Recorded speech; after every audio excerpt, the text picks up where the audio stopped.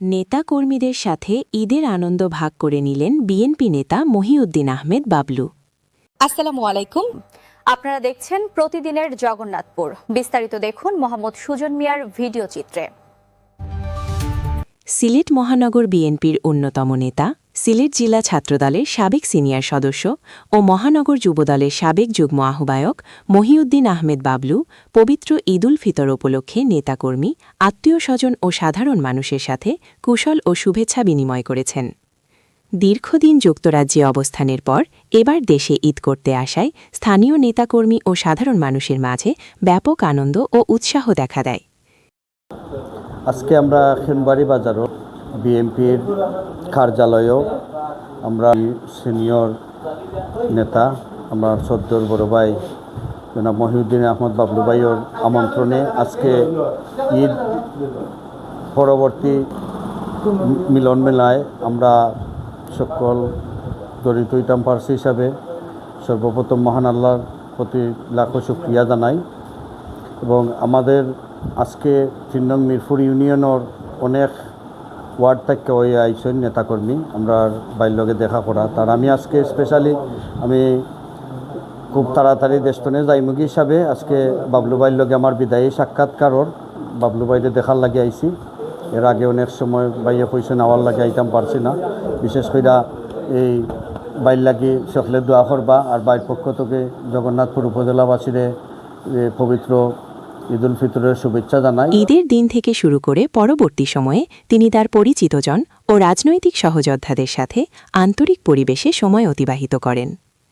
এ সময় তার সাথে উপস্থিত ছিলেন ও শুভেচ্ছা বিনিময় করেন জগন্নাথপুর নাগরিক অধিকার সংগ্রাম পরিষদের মিরপুর ইউনিয়নের আহ্বায়ক কমিটির সদস্য ও ৩ নং মিরপুর ইউনিয়নের ১ নং ওয়ার্ডের মেম্বার মোহাম্মদ খলিল উদ্দিন এবং একই সংগঠনের যুগ্ম আহ্বায়ক ইউপি সদস্য নেওয়ার হোসেন, মিরপুর ইউনিয়ন বিএনপির আহ্বায়ক কমিটির সদস্য নেওয়ার খান, যুগ্ম সাধারণ সম্পাদক ফখরুল আহমেদ ফয়েজ, বিএনপি নেতা আজমত আলী, সালাত উদ্দিন, ছালিক আহমেদ, চুনু মিয়া, আরজদ আলী, ইউনিয়ন স্বেচ্ছাসেবক দলের সাবেক সভাপতি ও নাগরিক সংগ্রাম পরিষদের যুগ্ম আহ্বায়ক আব্বাস মিয়া।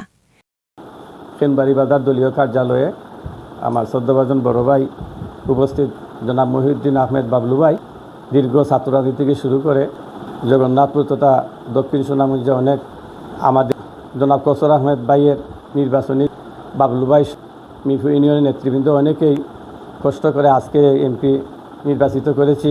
সেই হিসাবে আজকের এই ঈদ পূর্ণমিলনী অনুষ্ঠানে আমি জগন্নাথপুর তথা দক্ষিণ সুনামগঞ্জের সর্বস্তরের নেতৃবৃন্দকে আমি ধন্যবাদ জানাই আমাদের কসর আহমেদ ভাইকে এমপি করার জন্য। এবং আমি সুস্বাস্থ্য কামনা করি আমার শ্রদ্ধেয় বড় ভাই 90 স্বৈরাচার আন্দোলনের ছাত্রনেতা, দীর্ঘ রাজনীতি ছাত্রদলের সাথে আমি পিছনের সারিতেও ছিলাম। আমার শ্রদ্ধেয় ভাই বাবলু ভাই আমি ওনার হায়াত এবং দীর্ঘতা কামনা করি। শুভেচ্ছা বিনিময় সভায় আরও উপস্থিত ছিলেন জগন্নাথপুর উপজেলা বাস মিনিবাস পরিবহন শ্রমিকের সাবেক উপদেষ্টা ফজর উদ্দিন, মিরপুর ইউনিয়ন যুবদলের প্রচার সম্পাদক আব্দুল আলী সাইদ।